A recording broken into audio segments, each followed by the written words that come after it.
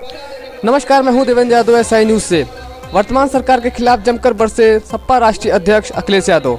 गोरखपुर जिले के सजनवा के भीटी रावत के रेशमा रावत कृषक इंटर कॉलेज पहुंचे सपा राष्ट्रीय अध्यक्ष अखिलेश यादव ने नाई महासभा के महारैली में शामिल होकर कार्यक्रम को संबोधित करते हुए मंच से सीधा वर्तमान सरकार पर तीखवार किया।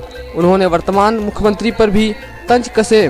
साथ में उन्होंने कहा, जिस तरह मुझे जनता का प्यार और साथ मिल रहा है, इससे साफ तय है कि 2024 में हम अपनी सरकार बनाने जा रहे हैं।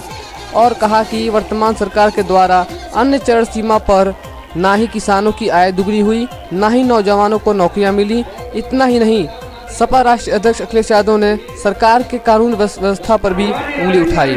साथ में महिलाएं भी सुरक्षित नहीं हैं। अपराधियों के हौसले बुलंद होते जा रहे हैं। हमें कुछ कहने की जरूरत नहीं है, जनता सब जानती है। सपा राष्ट्रीय अध्यक्ष अखिलेश यादव ने बताया, हमारी सरकार बनने के बाद जातीय जनगणना भी कराई जाएगी। नमस्कार।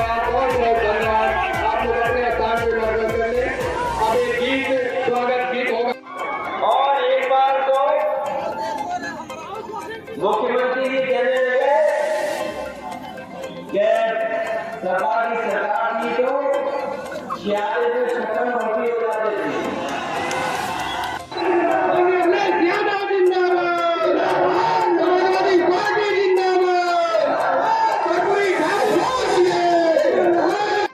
देवरिया नहीं, बीजेपी की वजह से चरम सीमा पर, क्योंकि देवरिया की बात अलग है। मैंने इसीलिए कहा कि दोनों वर्गों का और दोनों वर्ग के समुदाय के जो बुद्धिजीवी हैं या आम जनता ने उसको एक्सेप्ट नहीं किया जो बीजेपी चाहती है। बजट कहाँ चला जाता है कोई जानता। दवाई का उन्होंने पकड़ा, उसको भी क्लीन चिट दे दिया। किसी अस्पताल में, जिला अस्पताल में गरीब का इलाज नहीं हो पा रहा। और जितने मेडिकल कॉलेजेस हैं, आप पता कर रहे हैं ना, असिस्टेंट प्रोफेसर हो, एडिशनल प्रोफेसर हो, टेक्निकल स्टाफ हो, सबकी कमी है। तो इन चीजों की जब कमी होगी तो कैसे आप गरीब का इलाज दिला पाओगे? आने वाले समय में 2024 के चुनाव में भारतीय जनता पार्टी को हरा करके उत्तर प्रदेश से जीतेगी। जहाँ तक सरकार का सवाल है, आज तक अगर हम हिसाब किताब लगाएं, न किसान की आय दोगुनी हुई, न नौजवानों को नौकरी रोजगार मिला, महंगाई चरम सीमा पर, आपका अन्याय चरम सीमा, और इतना कानून व्यवस्था की धज्जियां कभी नहीं उड़ी होंगी जिस तरीके से इस सरकार में उड़ी है। कहने को ये जीरो टॉलरेंस का नारा दे रहे हैं। जीरो टॉलरेंस अपराधियों के लिए हो गया कि अपराधी जहां चाहते हैं वहां अपराध कर रहे हैं। जिस तरीके से अनसेफ महिलाएं हुई हैं, कोई कल्पना नहीं कर सकता। आज के समय पर महिलाओं और बेटियों के साथ ऐसी घटनाएं हो रही हैं। आप देखिए बांदा में क्या घटना हुई, उसके साथ जो घटना हुई उसके बाद उसकी हत्या कर दी गई।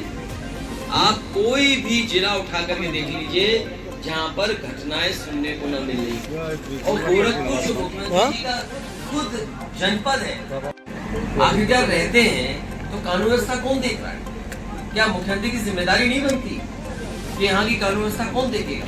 और बगल में जो घटना हुई थी जिसका राजनीतिक लाभ लेना चाहते थे, लेकिन जनता को मैं धन्यवाद देता हूँ, हर वर्ग की जनता को जिसने संयम रखा। देवरिया की घटना से बीजेपी के लोग लाभ लेना चाहते थे, राजनीतिक लाभ उठाना चाहते थे, लेकिन मैं धन्यवाद देता हूँ जनता का किस संयम से उन्होंने बात को समझा, भारतीय जनता पार्टी की चतुराई को समझा, और कहीं भी माहौल खराब नहीं हुआ।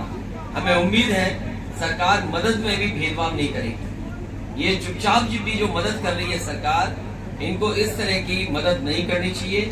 अगर किसी के साथ घटना हुई है, मदद में भेदभाव सरकार न करे, सबकी मदद करे। और जो व्यवस्थाएं बनानी थी सरकार को, स्वास्थ्य सेवाएं ठप हो गई। कोई गरीब इलाज कराने जाएगा तो इलाज नहीं मिल रहा। और अभी तक बीजेपी ने कोई भी एक जिला अस्पताल नहीं बनवाया जहां पर गरीब का इलाज हो सके। कहने को तो बड़ी बड़ी बिल्डिंगें हैं, लेकिन क्या उनमें इलाज हो पा रहा है? किस उम्मीद और किस भरोसे के साथ एम्स बना था, और एम्स में भी जो इलाज होना चाहिए था, पूरे इलाज होने चाहिए थे, अभी भी पूरे नहीं कर पा रहे। नौकरी का हाल देख ही लिया आपने, भेदभाव हो रहा है नौकरियों में। यूनिवर्सिटी कॉलेजेस में जिस पैमाने पर पढ़ाई लिखाई होनी चाहिए वो ठप है। आज अगर हमें समय के हिसाब से जो कोर्सेज हों, जिस तरह की वातावरण, मुख्यमंत्री जी कुछ जानते नहीं है। ये जो सवाल आप मुझसे पूछ रहे हो ना, मैं आपसे कहना चाहता हूँ और बड़ी जिम्मेदारी के साथ कहना चाहता हूँ, मुख्यमंत्री जी जानते नहीं है। अगर ये बात कह रहे हैं तो उन्होंने कहा कि संविधान की शपथ ली है, एक ही वर्ग को नौकरी मिलती है। अरे कितने साल से आप कहोगे, आपने विधानसभा में नहीं सुना था 46 में 56। तो हमने उससे पूछा कि जो आप सूची बता रहे हो वो सूची तो हमें दे दो, आज तक नहीं दे पाए। कानपुर यूनिवर्सिटी, आपकी गोरखपुर यूनिवर्सिटी में भर्ती कौन हुए? कहीं वीसी को पिटते देखा आपने? अपमानित होते? अगली बार मिलो तो कहना कि जब फिल्म देखी जाती है तो बालकनी पीछे होती है, आगे नहीं होती है। आगे नहीं देखा जाता, आगे कौन देखता है सिनेमा हॉल में? और सोचिए इतने भावुक हो गए। अरे जनता का दुख तो देखिए, 60 घूम रहे हैं, 60 कितने लोगों की जान ले रहे हैं, उसमें आप भावुक नहीं होते? हर दिन एक 60 से कोई मर रहा है। और मुख्यमंत्री जी की ऑफिस में एक कर्मचारी था, 60 से टकराई थी उसकी गाड़ी, उसकी जान चली गई थी, आज भी 60 सड़क पे घूम रहे हैं। नेताजी, आप कहें जाति जनगणना हमारी सरकार बनेगी तो करेंगे, बीजेपी कहती है जाति जनगणना नहीं मानती क्या?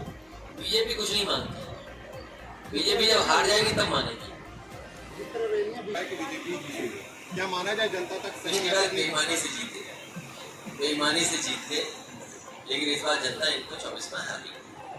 आप देखिए डीजल, पेट्रोल, जरूरत का सामान देखिए, बिजली बनाई नहीं, आज तक बिजली के कारखाने का नाम मुख्यमंत्री जी ने नहीं लिया, हमने भी पूछना बंद कर दिया।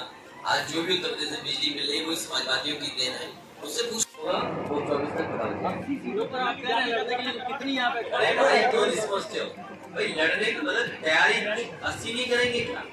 अगर हमें मदद करनी है किसी की तो आप बताइए, कांग्रेस की मान लो कोई सीट है तो उनका संगठन क्या है? तो मदद तो करनी पड़ेगी ना समाजवादियों को। ये अलग बात है कि समाजवादी पार्टी को वो जीत हासिल नहीं हुई, लेकिन हमारा संगठन तो है ना, तो संगठन मदद करेगा लोग। अच्छा, आप दिल बड़ा करके बताएं कि आप कांग्रेस को कितना दे दीजिए? कितना बड़ा चलिए, बहुत धन्यवाद है। फंसाना चाहते हैं।